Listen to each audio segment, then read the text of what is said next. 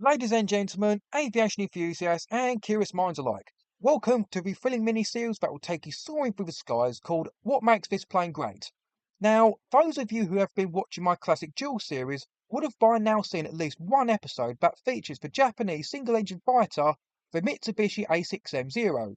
So I think it's about time I spoke about what makes the A6M Zero great. When it comes to great things about this lightweight fighter, the first thing I, along with most other people, think of is manoeuvrability and agility.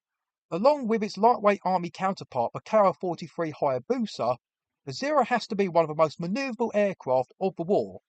Even the Spitfire had difficulty trying to combat the Zero, let alone earlier American fighters like the P-39 Airacobra, P-40 Warhawk and F-4F Wildcat.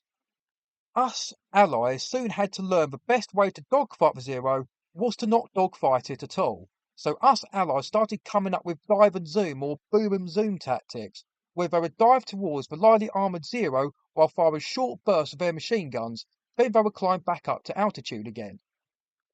I'll also mention that Lieutenant Commander John S. Thatch would come up with the successful Thatch Weave tactic that many pilots use to shoot down the Zero, and it is a tactic that is still used today. One great thing I'll mention about the Zero is longevity. Like the Spitfire and Messerschmitt Bf 109, the Zero served on the front line in the war from start to finish. Despite the Allies developing superior tactics and aircraft as the war went on, the Zero's manoeuvrability still made it an aircraft you didn't want to mess with. And a top pilot flying a Zero would always be able to compete with and shoot down the best aircraft of the war, like the P-51 Mustang, F-4U Corsair and F-6F Hellcat.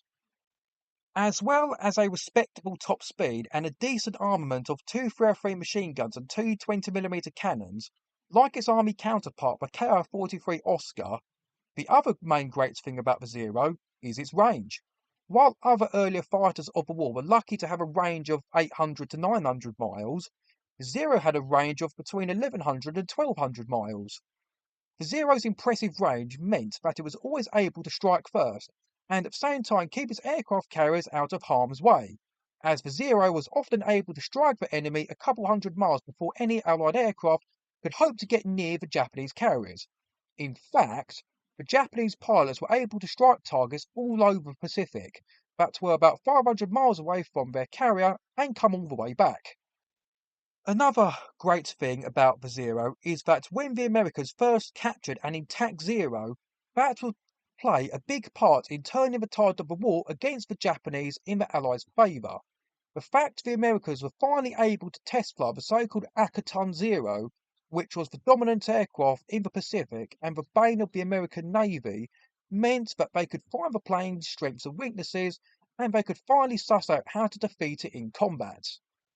As the war went on, the Zero would unfortunately become more obsolete, not just because more superior Allied aircraft were introduced, or the fact that American naval gunners were becoming more accurate, but also because Japan were running out of top and more experienced pilots.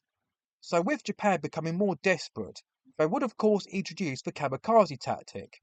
This meant that if the Zero wasn't being used as one of Japan's main fighters, they were being armed with a 250-pound bomb and would end up being used as one of the prime kamikaze suicide attack aircraft of the Japanese Navy.